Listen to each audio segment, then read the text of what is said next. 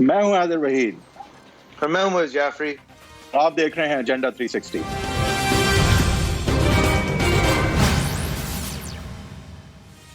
Welcome to agenda 360. $2 کھرب 20 سال جنگ جدوجہد, دسیوں ہزار افغان زندگیاں ضائع, ہزاروں امریکن زندگیاں ضائع ہونے کے بعد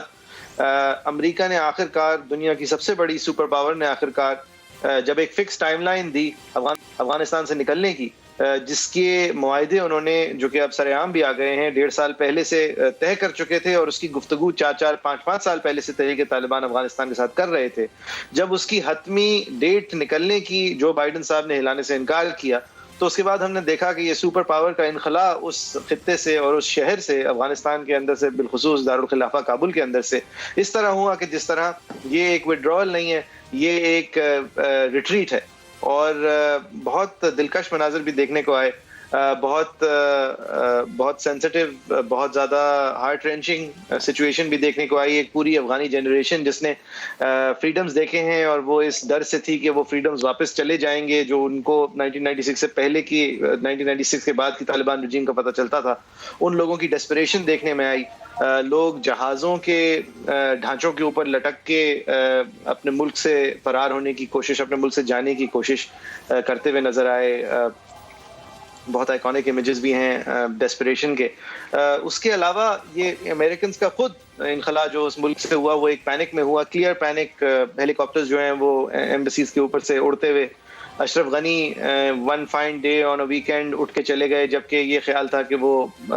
جو ہے اس چیز کو اگر سٹک اراؤنڈ کرتے ہیں تو یہ منظر تھوڑا سا فرق ہوتا. اس کے علاوہ افغانستان کے سینٹرل بینک کے جو گورنر ہیں, ان کی ٹویٹس میں پتہ چل رہا ہے ان کے ملک سے جانے کے بعد کہ اول تو مجھے ڈھونڈا جا رہا تھا, اور دوم ہمارے پاس جو پیسے آنے تھے وہ اب کیونکہ آئے نہیں ہیں, لہٰذا اب افغانستان کے پاس کوئی پیسے ہی نہیں ہے. پھر معیشت کی بات ہو رہی ہے. دوسری طرف یہ طالبان کا ایک 2.0 ورژن نظر آ رہا ہے, جو کہ خواتین جرنلسٹ کو انٹرویو دے رہا ہے.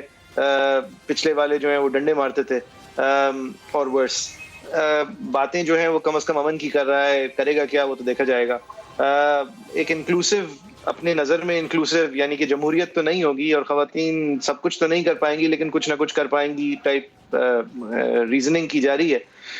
پوری دنیا پوچھ رہی ہے ایک دوسرے سے کہ یہ امریکہ کے ساتھ کیا ہوا. امریکہ کے پاس کیونکہ جواب نہیں ہے, تو وہ پوچھ رہا ہے کہ پاکستان نے ہمارے ساتھ کیا کیا, اور اس وجہ سے یہ موضوع ہمارے لیے اہم ہو جاتا ہے. اور پاکستان کے ساتھ اس وجہ سے اب کیا ہونے جا رہا ہے, اس پہ ہم بات کریں گے. اس شو کا مکمل ڈھانچہ تقریباً اس پر ہوگا, لیکن ایک اور خبر ہے جس سے ہمیں کم از کم شروع کرنا چاہیے, بالخصوص اس شو کے دونوں اینکروں کو, کیونکہ ہم دونوں یہ ہوسٹ کرنے کے علاوہ وکلا وکیل بھی ہیں. اور وہ ایک بہت منفرد ایک کانسٹیٹیوشنل کرائسس پاکستان کے اندر پچھلے 2 ہفتوں میں لگ بھگ پکا ہے. اور وہ شروع اس طرح ہوا کہ جب جناب جسٹس محمد علی مظہر صاحب, جو کہ اب his lordship is now part of the Supreme Court, ان کی ایلیویشن کی بات ہوئی, تو بارز کی طرف سے پروٹیسٹ ہوا کہ یہ 5ویں نمبر پہ ہیں, ان سے اور سینئر جج حضرات ہیں, ان کو آؤٹ آف ٹرن اپوائنٹ نہیں کیا جانا چاہیے. بہرحال ان کی اپوائنٹمنٹ ہوئی, پروٹیسٹ بھی ہوئے, اور اس کے بعد ایک مکالمہ شروع ہوا اخبارات میں بھی اور بارز میں بھی کہ سینیورٹی پہ اس لیے انحصار کرنا چاہیے, اس لیے کہ سینیورٹی کے علاوہ جب آپ میرٹ چنتے ہیں تو وہ میرٹ نہیں لگتا, وہ آپ کے پسند اور ناپسند لگتا ہے. دوسری طرف سے آرگیومنٹ یہ آئی کہ سینیورٹی جو ہے وہ ایک فرسودہ طریقہ کار ہے, جس سے آپ نے اگر کوئی غلطی کر کے کسی کو جج بنا دیا ہو تو اس کا آگے جانا جو ہے وہ پھر فرض پا جاتا ہے, اور پھر آپ بہت ڈینجرسلی زیادہ بہتر ججز کو پیچھے چھوڑ کر کم کمپیٹنٹ ججز کو آگے لے جاتے ہیں. یہ دوسری طرف کی آرگیومنٹ ہے. ان دونوں آرگیومنٹس کے بیچ پھر ایک دلچسپ اور سچویشن ہوئی. جو مظہر صاحب کی ایلیویشن کے دوران مکالمہ ہوا تھا جوڈیشل کمیشن کے اندر, اس کے منٹس سامنے آئے, اور یہ بہت غیر روایتی ہے کہ جتنا بھی یہ ابھی ہم نے ٹرانسپیرنسی دیکھی ہے, اتنی بھی ٹرانسپیرنسی دیکھنا ایکسٹراڈنری ہے. یہ کبھی پہلے نہیں ہوتا تھا, ہمیں کچھ نہیں پتا ہوتا تھا کہ جوڈیشل اپوائنٹمنٹس کس طرح کی جاتی ہیں. لیکن اس دفعہ جب وہ منٹ سامنے آئے تو ان سے یہ نظر آیا کہ ہماری جوڈیشل کمیشن کا خیال تھا کہ مظہر صاحب جو ہیں وہ اپنے سینئر سے ایکس وائی اور زیڈ وجہ سے زیادہ اہل ہیں, اور ان خیال کے اظہار میں خصوصی تنقید جو منٹس میں ریکارڈڈ تھی, جو کہ رپورٹ ہوئی, وہ چیف جسٹس آف سندھ کے حوالے سے ہوئی کہ وہ شاید ایلیویشن کے اہل نہیں سمجھے گئے. اب اس بات کو بھی منظر پہ نہیں آنا چاہیے تھا اس طرح, یا آنا چاہیے تھا, اس پہ بھی ڈیبیٹ ہوئی. بہرحال اس کے چند دنوں بعد وہ چیف جسٹس آف سندھ جن کو سپریم کورٹ میں پرماننٹ جج مقرر کرنے کے لیے ٹھیک نہیں سمجھا گیا تھا، ان کو ایڈ ہاک جج سپریم کورٹ کا، یعنی کہ ایک غیر مستقل جج سپریم کورٹ کے اندر لگانے کی بات شروع ہوئی. اب اس پہ بہت سارے سوال اٹھے. ایک سوال یہ اٹھا کہ اگر وہ آپ سمجھتے ہیں کہ پرماننسی کے اہل نہیں ہے تو ان کو ایڈ ہاک لگانے کا کیا جواز ہے. دوسرا سوال یہ اٹھا کہ اگر آپ ان کو نااہل سمجھتے ہیں تو ان کو سندھ ہائی کورٹ کے اندر چھوڑنا ہی کیا جواز ہے، یا پھر ان کو ایلیویٹ کرنے کے علاوہ بھی آپ کے پاس کیا اور طریقے نہیں ہیں اگر ایک جج صاحب کو آپ ہٹانا چاہیں. اس کے علاوہ بہت ساری اور کامنٹری بھی ہوئی کہ آپ در حقیقت یہ ایک پنشمنٹ کے طور پہ ایڈ ہاکزم کو استعمال کرنا چاہ رہے ہیں. اور اس کے بعد پھر جوڈیشل کمیشن پھر سے ملی اور اس میں ووٹنگ ہوئی، اور اس ووٹنگ کے اندر آئین کی کچھ تشریح بھی کی گئی جو کہ آئین کی پلین ریڈنگ سے شاید تھوڑی سی فرق ہے. وہ تشریح آئین کے جو آرٹیکل حوالہ دیتے ہیں ایڈ ہاک جج کا، وہ کچھ شرائط رکھتے ہیں کہ وہ اس وقت سپریم کورٹ کے اندر کسی ضرورت کی بنیاد پہ ہو، وہ ایک مستقل اپوائنٹمنٹ نہ ہو، ٹیمپرری اپوائنٹمنٹ ہو، اور اس اپوائنٹمنٹ کو کرنے سے پہلے اس چیف جسٹس جس جج کو اپوائنٹ کیا جا رہا ہے اس کے چیف جسٹس سے پوچھا جائے. اچھا، اس کو ماہرین اس طرح پڑھتے ہیں کہ اس کا مطلب یہ ہے کہ پھر چیف جسٹس کو آپ ایڈ ہاک اپوائنٹ نہیں کر سکتے کسی صوبے کے، کیونکہ آپ کی ٹیمپرری ضرورت اتنی گہری کبھی ہو ہی نہیں سکتی. اور دوسری بات پھر یہ کہ یہ اگر اپوائنٹمنٹ کو اگر آپ سمجھتے ہیں کہ آپ کر بھی سکتے ہیں چیف جسٹس کو اس طرح اپوائنٹ، تو پھر آئین میں لکھا ہوا ہے کہ پھر اس چیف جسٹس کی رضامندی جو ہے وہ ضروری ہے، لہٰذا اگر وہ نہیں آنے چاہیں تو پھر آپ ان کو نہیں بلا سکتے. اچھا، اس پر بھی ابہام تھا کہ ہمارے چیف جسٹس سندھ جانا چاہتے ہیں یا نہیں. تو ایک خط ان کی طرف سے آیا جس نے کہا کہ بہت شکریہ کہ آپ نے مجھے اتنا قابل سمجھا، لیکن میں پرماننٹ اپوائنٹمنٹ کو جانے کو تیار ہوں، یہ ٹیمپرری ایڈ ہاک اپوائنٹمنٹ کے اندر میں دلچسپی نہیں رکھتا. فرق یہ ہے کہ اگر آپ پرماننٹ اپوائنٹمنٹ کو منع کرتے ہیں تو آپ فری طور پر آپ ریٹائر ہو جاتے ہیں، آئین کہتا ہے. اور اگر آپ ایڈ ہاک اپوائنٹمنٹ کو منع کرتے ہیں یا آپ کی ایڈ ہاک اپوائنٹمنٹ کو آپ کے چیف جسٹس منع کر دیتے ہیں تو ایسی کوئی قدغن آپ کے اوپر نہیں لگتی. پھر یہ باتیں اٹھیں کہ اچھا اگر منع کر دیں گے تو شاید وہ پھر ریٹائر ہونا پڑیں گے، یعنی کہ ایک سینیورٹی سٹیٹس پہ سے ہٹ جائیں گے. اس کے بعد جوڈیشل کمیشن جب میٹ کیا تو ووٹ ہوا کہ احمد علی شیخ صاحب کو ایڈ ہاک جج بنا دیا جائے. 5-4 کا ووٹ ہوا، لیکن اس 5-4 میں سے ایک ووٹ جو کہ اٹارنی جنرل صاحب کا تھا، اس ووٹ میں یہ شرط تھی کہ ان کی کنسنٹ ضروری ہے، لہٰذا ووٹ جو ہے وہ ڈیفیٹ ہو گیا. لیکن پھر بھی ہم نے دیکھا کہ مڈ ویک لاسٹ ویک ایک نوٹیفیکیشن جاری ہوتی ہے لاء منسٹری کی طرف سے جو کہ احمد علی شیخ صاحب کو ڈائریکٹ کرتی ہے کہ آپ کی ضرورت ہے سپریم کورٹ میں اور آپ آ جائیں ایڈ ہاک جج سپریم کورٹ بننے کے لیے. کل صبح اس کے لیے تقریب کا اہتمام ہے. اور وہی صاحب پھر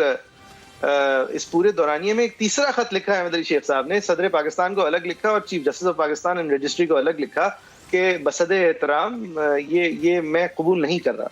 اور اس کے بعد وہ اگلے دن اس سیریمنی کے لیے نہیں گئے جس کی کرسیاں تیار تھیں. تو یہ کانسٹیٹیوشنل کرائسز، میں نے چلے مختصر ہی میرا وقت ہے، لیکن میں نے فوج کے بنائے ہوئے دیکھے ہیں، میں نے حکمرانوں کے اپنی زندگی میں دوسری بار ایمرجنسیاں لگا کے بنائے ہوئے دیکھے ہیں، میں نے گیلانی صاحب کے 4 بجے صبح کو ٹی وی پہ آنے کا بنتے ہوئے دیکھے ہیں، زرداری صاحب کی میکنیشنز کو دیکھا ہے،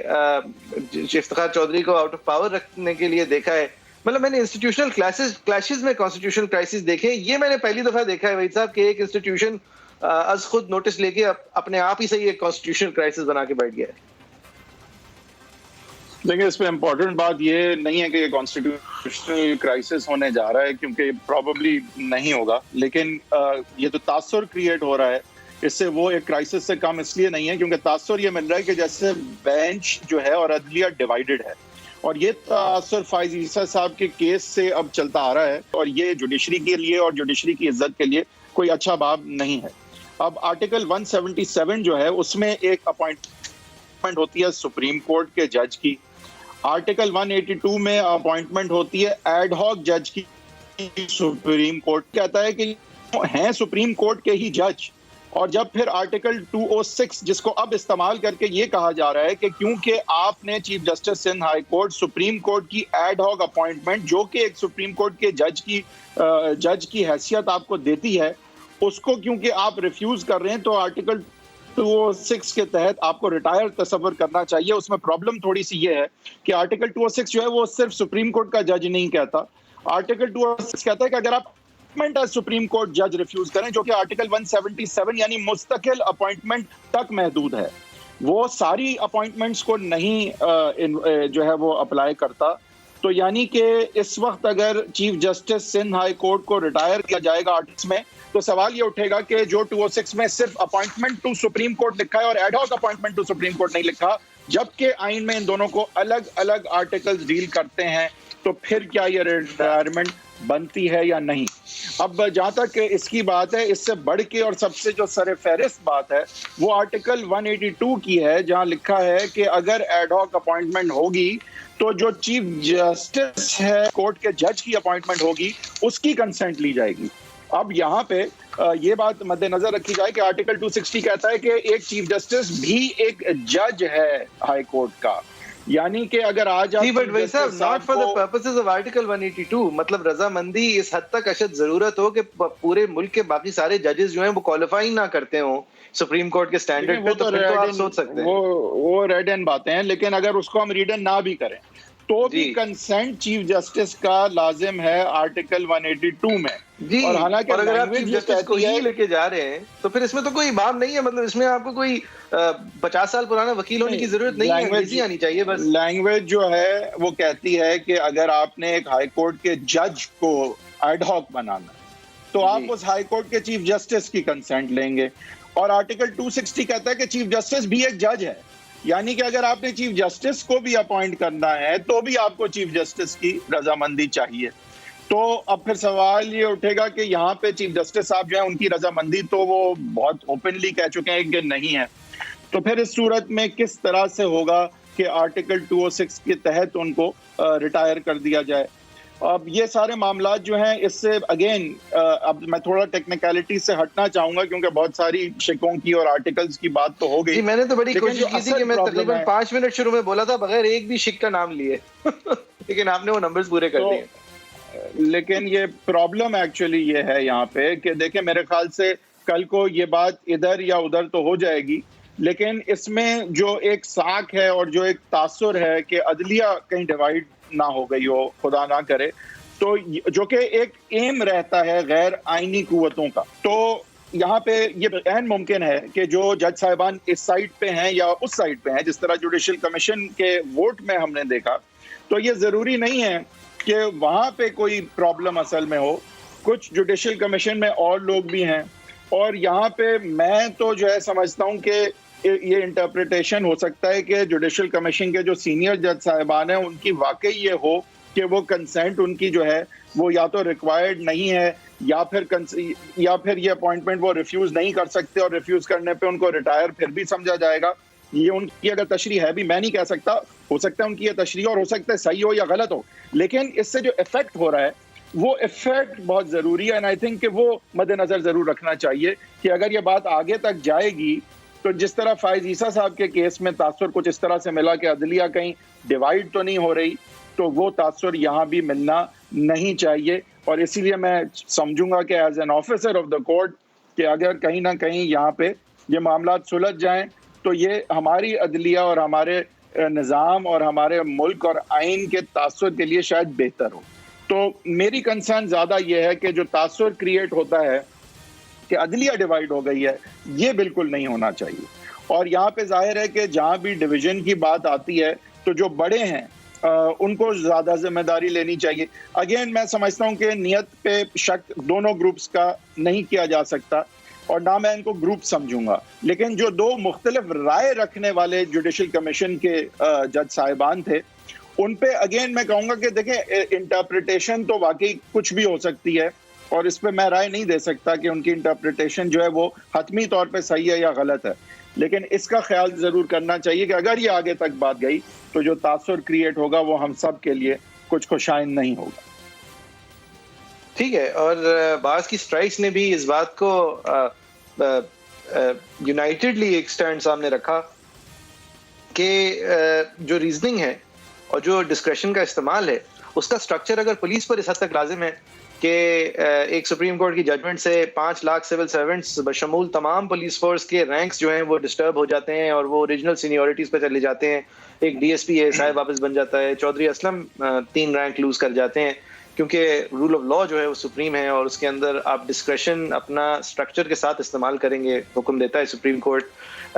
اس کے علاوہ جب پی آئی اے کے چیئرمین لگائے جاتے ہیں تو وہ آپ نے کس پول سے اٹھائے، ان کو کس طریقے سے، کس معیار سے اس عہدے کے اوپر فائز ہونے کے لیے ان کو مارکس دیے، یہ بھی جب تک آپ ٹرانسپیرنٹلی نہیں دکھائیں گے، جب تک یہ پروسیس نامکمل اور کم سمجھا جائے گا. یہ ایک کہنا کہ عدلیہ کو جو ہے اسی سٹینڈرڈ پہ اور اسی سٹینڈرڈ آف ٹرانسپیرنسی پہ ہونا چاہیے جس طرح دوسرے ادارے ہیں، تو وہ جنیرکلی تو بات درست ہے، لیکن وہ ٹرانسپیرنسی کا ملنا نہ ملنا جو ہے وہ لازمی نہیں ہے کہ اسی ترتیب اور اسی طریقے سے ہو، اسی ترتیب طریقے سے نہ ملے، لیکن جو انسٹیٹیوشن یہ لائن سیٹ کرتا ہے باقی سب کے لیے، اس سے جب یہی لائن اس کی بعض ڈیمانڈ کر رہی ہیں تو ظاہر ہے یہ سوال کے اندر پھر ایک وزن تو رہے گا. This process will continue. اور ظاہر ہے یہ کوئی میتھمیٹکس کی ایکویشن نہیں ہے.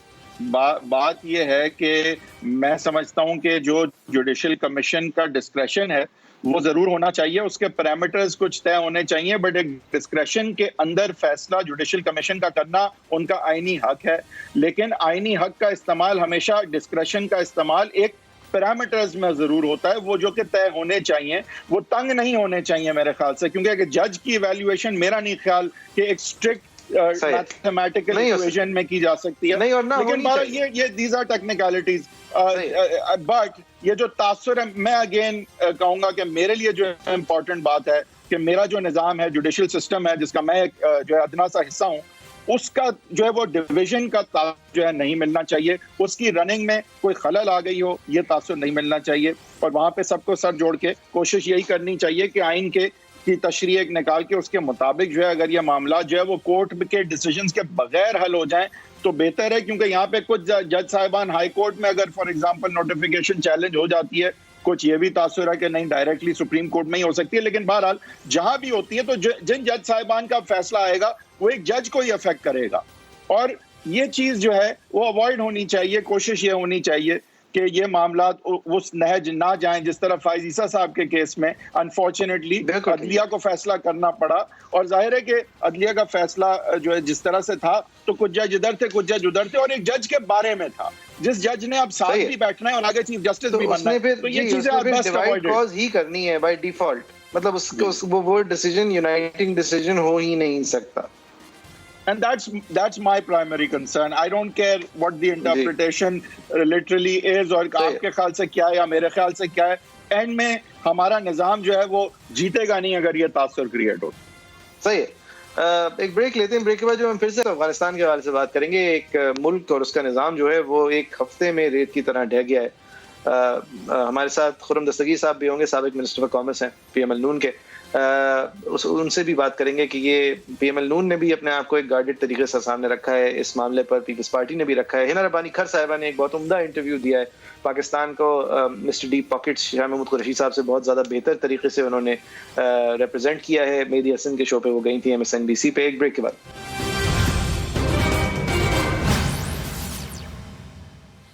Welcome back. آپ دیکھ رہے ہیں ایجنڈا 360. جس طرح ہم نے شو کی شروعات میں کہا تھا، ایک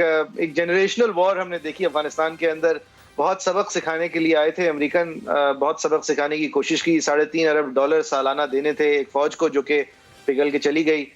جو بائیڈن صاحب کا تجربہ اس فوج کے حوالے سے اور اپنی محنت کے حوالے سے، اور 20 سال پہلے جو مشن اکمپلشڈ کا نعرہ لگا کر امریکہ جو ہے وہ آگے بڑھنے کا فیصلہ کیا تھا، جس آگے بڑھنے میں انہوں نے حامد کارزائی بھی آئے تھے، ان کے آگے بڑھنے میں اشرف غنی بھی آئے تھے، ان کے آگے بڑھنے میں عبداللہ بھی آئے تھے. ایک پوری جنریشن افغانستان نے ایک فریڈم ایسا ضرور دیکھا تھا جو اس نے پہلے نہیں دیکھا تھا.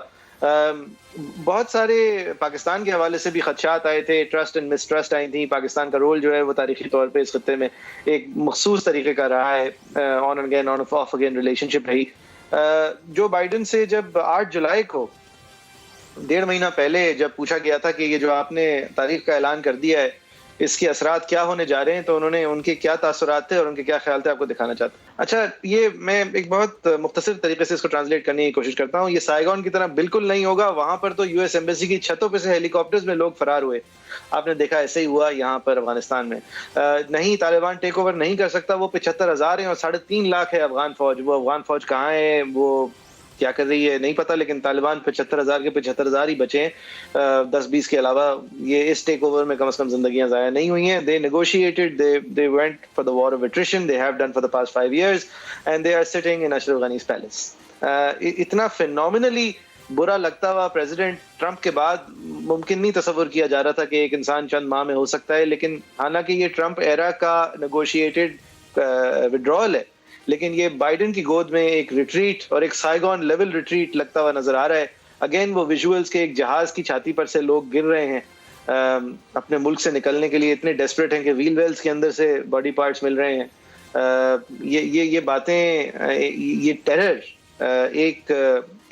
کنٹرولڈ اینڈ پلانڈ پروسیس کا حصہ تو نہیں سمجھا جا سکتا. وہی صاحب یہاں پہ بڑا سبق ہے ایک تو کہ جو اللیجیٹمیٹ ہوتی ہے, جس کو کہ تعینات اور مسلط کیا جاتا ہے, میں سلیکٹڈ نہیں کہوں گا ورنہ وہ ہماری پولیٹیکل کانٹیکسٹ میں آپ لے لیں گے, لیکن اس طرح کی جو حکومت ہوتی ہے جس کو مسلط کیا جاتا ہے, جس کی لیجیٹمیسی نہیں ہوتی, جس طرح غنی صاحب کی حکومت کی نہیں تھی لیجیٹمیسی,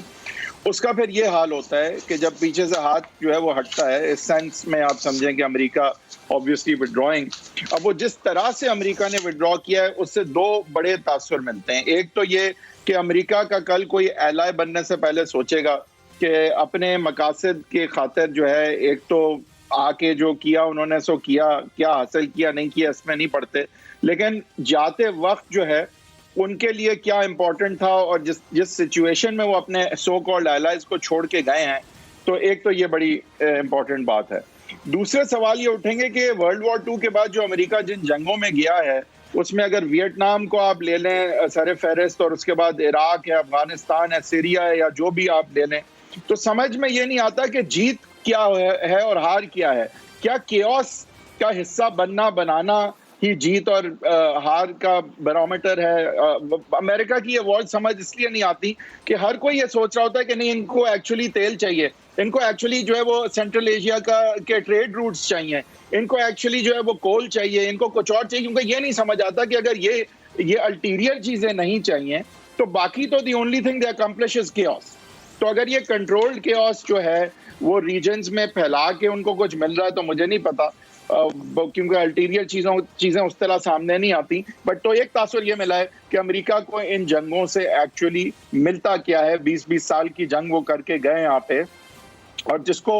کو ڈسپلیس کیا آج وہی واپس آ گیا. تو اب اس کے واپس آنے میں چائنا اور پاکستان جو ہے اس کی سیاست کو کیا فرق پڑے گا, ریجنل سیاست کو, یہ انٹرسٹنگ بات ہے جو کہ خرم دستگیر صاحب سے اب ہم پوچھیں گے. پی ایم ایل نون نے میچورلی, خرم دستگیر صاحب بہت جو ہے وہ فرنٹ پہ آ کے ابھی تک کھیلا, اس لیے نہیں ہے کہ آپ کہتے ہیں کہ پہلے حکومت کی پالیسی سامنے آئے, لیکن آپ کی بھی ایک کڑی نظر ہے اور ایک ہسٹری جو ہے وہ رہی ہے طالبان کی پاکستان کے ساتھ, اور ظاہر امریکہ کی, اور پھر یہاں چائنا کا جو اینگل جو ایک مفروضے کے طور پہ میں نے پیش کیا ہے. آپ آگے کس طرح کا وقت دیکھتے ہیں اور پاکستان کی سیاست پہ کیا فرق پڑ سکتا ہے, اور خاص کر جو ریجنل سیاست ہے؟ شکریہ, آپ نے مجھے مدعو کیا. اس سے پہلے کہ ہم مستقبل کی طرف دیکھیں, 2-3 اہم باتیں ہیں جو پچھلے 20 سال میں ہوئی ہیں پاکستان کے حوالے سے. پاکستان, پرویز مشرف چونکہ اس وقت حکمران تھے 2001 میں, پاکستان کی جو پوری انوالومنٹ ہے اس دہشت گردی کے خلاف جنگ میں, اور امریکہ کو جس قسم کا تعاون پیش کیا گیا پرویز مشرف کی طرف سے, اس کے بعد کی حکومتوں کی طرف سے, اس پہ ہمیں بہت روشنی ڈالنے کی ضرورت ہے تاکہ ہم بھی سمجھ سکیں کہ یہ کیا کہانی ہوئی ہے پاکستان کے ساتھ. کیونکہ نتیجہ یہ ہے اس جنگ میں حصہ لینے کا کہ پاکستان کی جو سفارتی ساکھ ہے وہ 0 سے بھی منفی ہو چکی ہے, اس کے ٹکڑے ہو گئے ہیں ہماری سفارتی ساکھ کے, اور ہم اس کو نہ مانیں, ہم اس کے خلاف ریزسٹ کریں, لیکن پچھلے کم از کم 7-8 سال سے تو میں کہہ سکتا ہوں کہ کتابیں لکھی جا رہی ہیں جس کو مغرب کی طرف سے ڈبل گیم کہا جاتا ہے, یا پاکستان کو ایک الزام دیا جاتا ہے کہ پاکستان نے دھوکہ دیا ہے. اور الزام یہ ہے سب سے بڑا کہ پاکستان نے مستقل ان 20 سالوں میں طالبان کو سپورٹ بھی کیا ہے, ان کو پناہ گاہیں بھی فراہم کی ہیں, ان کے خاندانوں کو یہاں رکھا ہے. اب یہ سب کہانی ایسی ہے جو ہم نے مغرب کی شائع شدہ کتابوں میں یا ان کے ہم جو جریدے ہیں یا اخبار ہیں ان میں تو پڑھ رہے ہیں، لیکن ہمیں یہ نہیں معلوم کہ یہ ہم اس حال تک جب پہنچے ہیں اس کی کیا وجہ ہے۔ دوسرا ایشو جو بڑا سنجیدہ ہے وہ یہ ہے کہ پاکستان کی جو خود مختاری ہے بطور ایک ملک ویزا بھی افغانستان، جو کہ ہمیشہ سے دھندلی رہی ہے، اب ہمیں اس کو واضح کرنا پڑے گا آنے والے دنوں میں کہ بھئی یہ ہم نے بارڈر پہ بہت کچھ 100 کلومیٹر رہ گئے ہیں فینس کرنے والے، لیکن زیادہ تر فینس کر دیا ہے۔ لیکن اس سے بھی زیادہ اہم بات یہ ہے کہ ہم افغانستان کی خود مختاری کا احترام کریں، اور یہ بھی ان کو جو بھی طالبان رجیم ہے ان کو یہ بتائیں کہ آپ کو بھی پاکستان کی جو سرزمین ہے اس کی خود مختاری کا احترام کرنا پڑے گا، کیونکہ وہاں سے دستگیر صاحب اٹھیں گے معذرت قطع کلامی وہ بڑے کی، جو آپ نے سنجیدہ ہماری ہیں پاکستان کی جی سوورنٹی کے بارے میں۔ صحیح ہے سر، وہ انہوں نے تو پوری دنیا کی سوورنٹی کے حوالے سے کہا ہے کہ ہم اپنے ملک سے مطلب رکھتے ہیں، لیکن سر اگر آپ پاکستان کے اوپر جو یہ بلیم ڈالے جا رہا ہے اس وقت، جو پروپیگنڈا کیا جا رہا ہے، میں تو کہوں گا امریکن پریس میں، انڈین پریس میں، اور ہمارا ماضی اسی طرح کا ہے، اور میں اس کو تسلیم کرتے ہوئے یہ پوائنٹ آگے رکھوں گا آپ کے کہ ہم نے بہت حرکتیں کی ہیں۔ حمید گل صاحب کے منہ سے جتنی باتیں نکلی ہیں وہ ہماری ساری پرانی جو سپوزڈ اسٹریٹجیز تھیں وہ اس کی وہ شہادتیں دے چکے ہیں، تو میں تو اس کو ڈینائی کرنے کی نہیں، وہ عمران خان کی غلامی کی زنجیریں توڑنے والا جو جملہ ہے وہ بھی ہر جگہ کوٹ ہو رہا ہے دل میں چلتے دبا۔ خان صاحب کو ذرا اگر آپ رہنے دیں سر، خان صاحب کے علاوہ اگر ہم اسٹیبلشمنٹ کی بات کر لیں سر، یہ ایک ملک ہے جو ہمارے پڑوس میں ہے، جس کے اندر ہمارے ملک کے اندر چلنے والی مشکل ترین انسرجنسی کرنے والے لوگ تحریک طالبان پاکستان کے لوگ جو اس ملک میں سے آتے جاتے رہتے ہیں۔ اس ملک کے اندر کیا ہونے والا ہے پچھلے 5 سال میں ہمیں ٹیبل پہ نہیں بلایا گیا۔ We weren't in the room where it happens۔ ہمارے اوپر سے سب کا اعتماد اٹھ چکا تھا، ہم نے پھر بھی اتنی ڈیسپریشن اور کیننس دکھائی کہ ہمیں جب بھی پوچھا گیا کہ آپ چلیں اس کو فارغ کر دیں، اس کو فرار کر دیں، اس کو واپس وہاں بھیج دیں، تو ہم نے اپنے اریسٹڈ لوگ ان کو دینا شروع کر دیے۔ ہم نے ثالثی کا کردار ادا کرنے کی پوری نیت ظاہر کی، ہمیں سیریسلی نہیں لیا گیا، اس لیے نہیں لیا گیا اس لیے ہم پچھلے 30 سال کیا کرتے رہے تھے یا واٹ ایور۔ لیکن سر جب اس سب کچھ کے بعد کمپلیٹلی ہمیں شٹ آؤٹ کر کے ہمارے آرچ اینیمی کے ساتھ انفلوئنس بڑھا کر ایک انڈین اور امریکن نیکسس کے تحت ایک افغان پالیسی بنی اور اس کو 5 سال طول دیا گیا، جب وہ پالیسی ڈوبتی ہے تو ٹھیک ہے، ایک ملک کے ہوپس اینڈ ڈریمز شیٹر ہوتے ہوئے کسی کو بھی خوشی نہیں منانی چاہیے۔ ایک پوری جنریشن لوز ہوئی ہے، 3 جنریشنز پہلے افغانستان لوز کر چکا ہے، لیکن اب آپ اپنے انگلیاں کیسے اٹھا سکتے ہیں؟ مطلب محض اس بات پر کہ یہ سچویشن کلیپس کر گئی کہ ہم غم نہیں کرتے ہوئے نظر آ رہے۔ ٹھیک ہے، خوشیاں نہیں منانی چاہیے، لیکن ایک کسی بھی ملک کی اسٹیبلشمنٹ اس موقع پر غم کا اظہار کیسے کرے گا کہ جب ایک ایسا نیکسس ٹوٹا ہے جس سے فائدہ ہو یا نہ ہو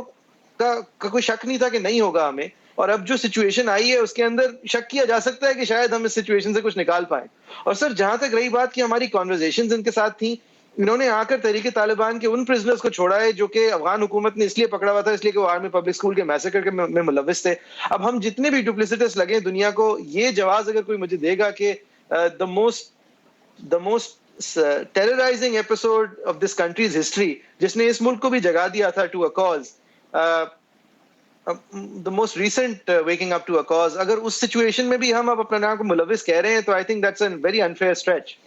جی یہ اب دیکھیں نا، اس کو جو کابل کے اوپر قبضہ ہوا ہے اسے 5 دن ہو گئے ہیں، لیکن سوائے نیشنل سیکیورٹی کمیٹی کے اعلامیے کے ہمارے پاس کوئی حکومت کی طرف سے پالیسی کے حوالے سے کھل کر بات نہیں کی گئی۔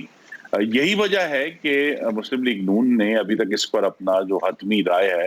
وہ نہیں دی، کیونکہ ہم سب نے جب مشاورت کی تو ہم فائنینشیل ٹائمز یا نیو یارک ٹائمز کی خبروں کی بنیاد پر پاکستان کی پالیسی نہیں بنا سکتے، ہم ہندوستان کی خبروں کی بنیاد پر پاکستان کی پالیسی نہیں بنا سکتے۔ ہمیں پاکستان کی سرکار نے بتانا ہے کہ وہاں ایکچولی کیا لیکن فیضان صاحب وہ بھی تو جس طرح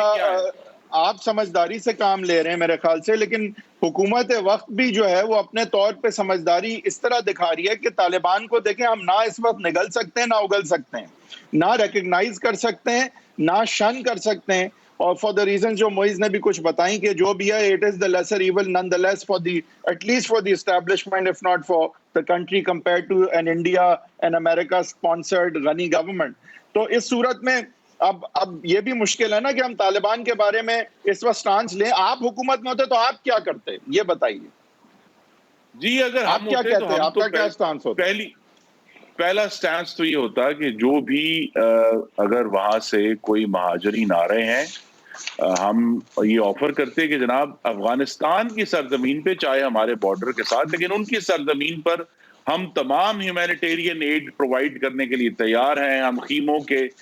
جو ہیں وہ ولیجز بنانے کے لیے تیار ہیں لیکن افغان جو ریفیوجیز ہیں وہ اپنی سرزمین پر ہی رہیں گے, وہ ہماری زمین پر نہیں آئیں گے. یہ بہت ایک سیریس معاملہ ہے. بالکل صحیح ہے, لیکن آپ طالبان پہ کیا کہتے ہیں؟ ٹیک اوور کو آپ انلیگل یا لیگل اس وقت قرار دینے کی پوزیشن میں آپ کیا کرتے ہیں؟ ٹیک اوور کو کیا کہتے ہیں؟ ان کی بھی فون کال کا انتظار کرتے؟ جی نہیں, ان کی فون کال کا انتظار نہیں کرتے. دیکھیے ہم اگر جب پاکستان میں ووٹ کو عزت دو کا نعرہ لے کر چلے ہیں تو ہماری بھی یہ خواہش ہے اور ہماری پالیسی ہے کہ ہمارا جو ہمسایہ ملک ہے اس کے عوام کی مرضی بھی ان کی حکومت سازی میں شامل ہو.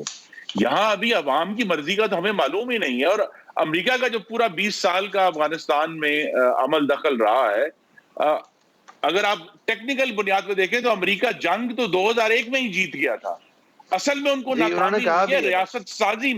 ریاست سازی میں ناکامی ہوئی ہے, جس کے ذریعے انہیں ریاست سازی کے لیے اپنی فوج استعمال کی. ایک وقت میں 2014 میں 1,35,000 تک ان کے فوجی بھی آئے, لیکن جو امریکہ جنگ ہارا ہے وہ تو 2014 میں جب ان دسمبر میں وڈرال کیا اس کے بعد امریکہ جنگ ہار چکا تھا. اگر جو بھی ان کی ریاست سازی کی کوشش تھی, یہ 7 سال لگے ہیں ان کو یہ خبر وہاں تک پہنچنے میں کہ بھائی اب یہ معاملہ ٹینیبل نہیں رہا. مجھے نہیں سمجھ آ رہی تھی کہ میں ہنسوں یا روں. جی مجھے نہیں سمجھ آ رہا تھا میں ہنسوں یا روں جب بائیڈن صاحب نے کہا کہ اگر افغانی اپنے لیے لڑنے کو تیار نہیں تو ہم کیوں لڑیں. تو آپ 20 سال سے کیا کر رہے تھے پھر وہاں؟ جنگ جیت کے چلے جاتے. اگر آپ سمجھتے تھے کہ یہ لیجیٹمیٹ ریجیم ہے اور یہ نہیں اپنے حقوق کے لیے یا افغانیوں کے لیے نہیں کھڑی ہوگی تو آپ وہاں بیٹھے ہوئے کیوں تھے؟ یہی وجہ تھی نا کہ آپ ٹیررسٹ گروپس نہیں چاہتے تھے کہ وہاں فارم ہو. تو طالبان سے کوئی نیگوشیٹ کر کے ایک کولیشن گورنمنٹ بنا کے آپ بہت پہلے چھوڑ سکتے تھے وہاں پہ. آپ کا تو یہی پرپس تھا نا کہ ٹیررزم نہ ہو وہاں سے. جی یہ ایشو تو 10 سال پہلے بھی جب رچرڈ ہالبروک بنے تھے کے لیے ایف پیک کے, انہوں نے بہت کوشش کی تھی کہ نیگوسیشن ہو لیکن وہ کامیاب نہیں ہوئی. پاکستان کے حوالے سے 2 ایشوز ہیں. آپ نے درست کہا کہ ہندوستان کا جو بہت زیادہ عمل دخل تھا افغانستان میں وہ کم ہوگا, ختم تو کبھی بھی نہیں ہوگا لیکن بہت کم ہو جائے گا. ہمیں کم از کم وہاں سے ایک کمفرٹ ہے. لیکن دوسری طرف دیکھیے ہم پاکستانی قوم جو ہے اس کو اپنا جو ہم یاداشت ہماری کھو جاتی ہے کہ ہم نے اب سے چند سال پہلے 2008 سے لے کر تقریباً 2015 تک جو 7 سال بھیانک ترین دہشت گردی کے گزارے ہیں, ہمیں اس کو اپنی آنکھوں کے سامنے رکھنا چاہیے کہ بھئی 28,000 پاکستانی شہید ہوئے ہیں, 50,000 پاکستانی جو ہیں وہ زخمی ہوئے, ان کی ٹانگیں کٹ گئی. لیکن خرم صاحب ہمارے ساتھ پرابلم یہ ہو گئی ہے کہ ہمارے سے آپ کی بات بالکل درست ہے, اور جو سوشل جو ہے وہ فیبرک تھا طالبان کی حکومت کا, تو ہم تو ظاہر ہے نہیں چاہیں گے وہ پاکستان میں اس کا کوئی انفلوئنس ہو یا یہاں لوگوں کو جو ہے اس سے انکریجمنٹ ملے جو کہ چھوٹی سی فرنجز ہیں حالانکہ. لیکن اب پرابلم پریکٹیکل یہ ہے سر کہ بے شک کہ طالبان نے جو کیا ہمارے ملک کے ساتھ وہ ہمیں پتہ ہے, لیکن آج اب کیا پھر اس کی وجہ سے ہم پورے طالبان سے پورے ملک سے جا کے لڑ لیں وہاں؟ ہم بھی تو پھنس گئے نا کہ ہم نہ نگل پا رہے ہیں نہ اگل پا رہے ہیں طالبان کو یہاں. بالکل ٹھیک ہے, ہمیں لڑنا نہیں ہے, لیکن ہمیں جو بنیادی جو انسانی ہمدردی ہے کہ اگر پاکستان سے اشیاء خورد و نوش نے جانا ہے جو جاتی ہیں چمن سے بھی, طورخم سے بھی, دوسرے کراسنگ سے بھی, وہ ضرور جانی چاہیے. لیکن پاکستان کو اب بہت سیریسلی اس بات کو ان کا طالبان کو یہ بتانا ہے کہ بھئی وہ ملک آپ کا ہے, یہ ملک ہمارا ہے, اور اس کے درمیان کوئی گرے باؤنڈری نہیں ہے. یہ بالکل صحیح, یہ بالکل صحیح بات, یہ بالکل صحیح. لیکن ایک چیز پرابلمٹک ہے سر, آپ کی بات بالکل ٹھیک ہے, یہ تو 100% آپ کی بات ٹھیک ہے, لیکن پرابلم تھوڑی سی یہ ہے سر کہ اب اگر ہم ووٹ کو عزت دلانے کے لیے وہاں بھی رک جائیں گے اور طالبان کو نہیں ریکگنائز کریں گے اور کہیں گے پہلے وہ فری اینڈ فیئر الیکشن وہاں بھی کروائیں, تو پھر سمجھ لیں کہ یہاں جن سے آپ کی نہیں بن رہی وہ وہاں بھی نہیں بنے گی اسی وجہ سے. تو یہ ڈفرینٹ سچویشن ہے. کسی اور ملک کے اوپر اپنی ویلیوز امپوز نہیں کر سکتے. ہم نے انتظار کرنا ہے کہ جب انٹرنیشنل کمیونٹی جو ہے وہ ایک کلیکٹیو انڈیور کے ساتھ ان کو ریکگنائز کرے گی, تب ہمیں بھی ریکگنائز کرنا چاہیے. ہمیں کوئی عجلت نہیں ہونی چاہیے ان کو ریکگنائز کرنے کے لیے,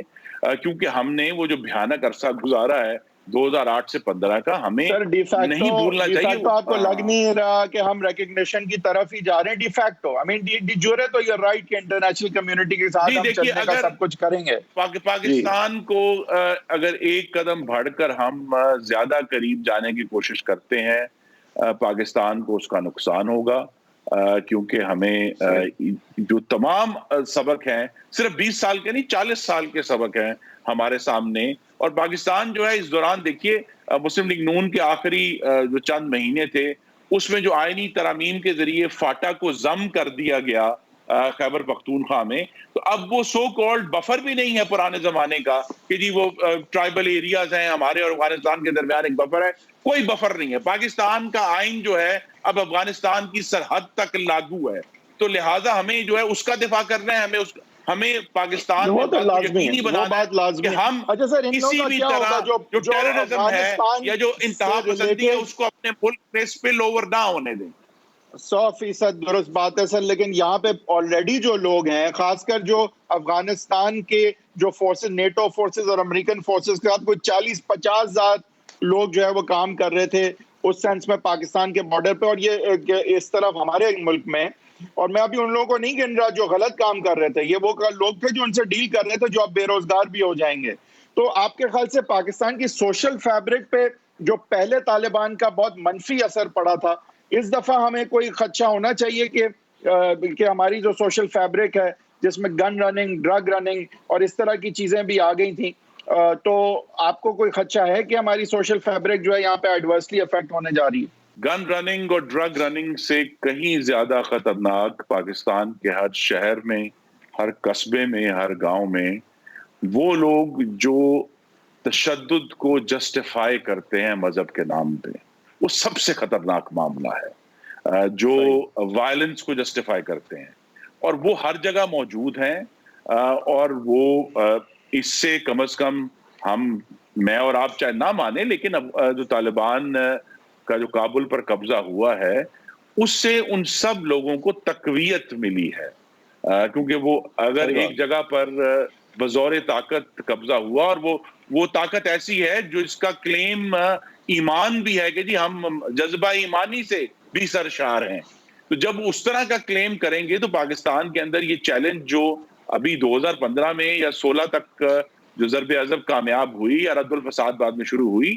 ابھی اس کی مکمل کامیابی تو بہت وہ بھی کئی ڈیکیڈز کا کام ہے کہ پاکستان میں ہمیں یہ سمجھانا ہے سب لوگوں کو کہ بھی پاکستان کے عوام جو ہیں وہ آئین کے تحت انہوں نے رہنا ہے. وہ آپ کی جو بھی صحیح. اس وقت لیتے ہیں ایک بریک. خرم صاحب کی لائن کنیکشن ہمارے ساتھ منقطع ہو گئی. ایک بریک لیتے ہیں, بریک کے بعد پھر سے حاضر ہیں. Welcome back from the break. Khurram Dastgir صاحب ہمارے پاس بہت پرومیننٹ اور منجے ہوئے پی ایم ایل نون کے سینئر لیڈر موجود ہیں. ہماری خوش قسمتی ہے. خرم دستگیر صاحب, تھوڑی سی آپ سے لائن کٹ گئی تھی, بجلی چلی گئی تھی. اب پتہ نہیں آپ سیاسی اس کو ایشو بنائیں گے یا نہیں, لوڈ شیڈنگ کو, لیکن اس سے پہلے کہ ہم اس کی بات کر سکیں 10,000 میگا واٹ کی ایکسس کے بعد لوڈ شیڈنگ, یہ میں تھوڑا سا اس پہ ضرور آپ کی رائے چاہوں گا کہ خرم دستگیر صاحب یہ بڑی امپریسو بات ہے کہ پی ایم ایل نون جو ہے, اور آپ نے جس طرح ایٹ لیسٹ آرٹیکیولیٹ کیا, تو آپ تو افغانستان پہ بھی اصولوں پہ کھڑے ہیں. تو یہ کوئی نیا چکر ہے یہ پی ایم ایل نون کا, کہ مطلب آپ conceptual, constitutional, legal, human rights, مطلب دس از لائک یہ کوئی نئی پی ایم ایل نون مجھے لگ رہی ہے. ناٹ دیٹ کہ آپ ان چیزوں میں پہلے نہیں تھے, لیکن اب I'm امپریسڈ, آپ تو افغانستان پہ بھی اصولوں پہ کھڑے ہیں. ابھی رک جائیں, پہلے شہباز شریف صاحب کا موقف آنے دیں, پھر کہے گا کہ آپ امپریسڈ ہیں. نہیں مطلب یہ کوئی مریم نواز کی ہدایت ہے کہ اب اصولوں پہ ہی کھڑے رہنا ہے, یہ نہیں, میں بس کہہ رہا ہوں, کیا ہے؟ میں وہ کہہ رہا ہوں دونوں بیانیے. اس میں ایک اصول یہ بھی ہے اور ایک حقیقت یہ ہے کہ اگرچہ بہت سارے لوگ جو امریکہ کی پسپائی کی وجہ سے خوشیاں منا رہے ہیں اور بار بار یاد کراتے ہیں وہ پرانا مقولہ کہ جی افغانستان جو ہے وہ ریاستوں کا قبرستان ہے، جو گریو یارڈ آف ایمپائر، لیکن جو اصل حقیقت ہے وہ یہ ہے کہ Afghanistan is a graveyard of the Afghani people. اب اگر پچھلے 20 سال کا جو ابھی تجزیے آ رہے ہیں، کم از کم 77 یعنی 77,000 افغانی جو ہیں وہ اس جنگ میں ان کی ہلاکتیں ہوئی ہیں. تو وہ امریکہ کی 2,400 کچھ ہلاکتیں ہوئی ہیں. تو وہاں تو ایکچولی تو وہ افغانستان میں جو رہنے والے ہیں جن سے ہمارا ایک تعلق ہے، جن کے ساتھ ہمارے ملک میں رہنے والے ایک بڑی جو قوم ہے اس کی زبان ملتی ہے، اس کا رہن سہن ملتا ہے. Before we wrap up, یہ مینار پاکستان کے واقعے پہ میں ضرور کہنا چاہوں گا کہ جس طرح کا یہ بھیانک واقعہ ہے اور اس کے پیچھے جو بہت ساری ایشوز ہیں جو کہ ہائی لائٹ اس سے ہو رہے ہیں اور ہونے چاہیے، اور یکے بعد دیگر ہم نے دیکھا کہ ہم سمجھتے تھے کہ وہ جو ایک موٹر وے کا واقعہ تھا وہ واٹر شیڈ ہوگا. پھر ہم نے سوچا کہ یہ جو مقدم صاحبہ if I'm getting the name right ان کا واقعہ ہے وہ واٹر شیڈ ہوگا، نور مقدم کا. پھر ہم اب یہ سوچتے ہیں کہ یہ مینار پاکستان کا واقعہ جہاں پہ ایک خاتون ہے اور ان پہ جو ہے ایک موب مینٹالٹی جو کہ دیکھتی ہے کہ 6 سے 8 سے مطلب بیسکلی کاورڈز جو اور بدنیت کاورڈز اور مجرم کاورڈز اور دہشت گرد کاورڈ، بیکاز یہ دہشت گردی ہے. اس دہشت گردی کو کرتے ہوئے آپ دیکھیں کہ جب 700 سے 400 تک کے جو لوگ ہیں وہ یہ سوچتے ہیں کہ اب اکاؤنٹیبلٹی یا تو شیئرڈ ہو کے ڈائلیوٹ ہو کے نہیں ہوگی یا تو نہیں ہوگی. تو اس صورت میں اور تربیت بھی کچھ اللہ معاف کرے ان کی ایسی تھی کہ اس طرح کا واقعہ ہو پایا جس سے خواتین ہی کو نہیں بٹ پاکستانی جو ہیں وہ دہشت کا جو ہے وہ بنے نشانہ. کمپلیٹلی آؤٹ ٹائم ہوئی صاحب. یہ کل کے شو پہ بھی اس موضوع کو ہم کنٹینیو کریں گے. آپ لوگوں کی کیا رائے ہے؟ facebook.com/60 پہ ہمارے ساتھ شیئر کیجیے گا. @10 صاحب کا ٹویٹر ہینڈل ہے، @JFERI میرا ٹویٹر ہینڈل ہے. انشاءاللہ کل ایک بار پھر سے آپ کے سامنے حاضر ہوں گے. کیپ واچنگ سما.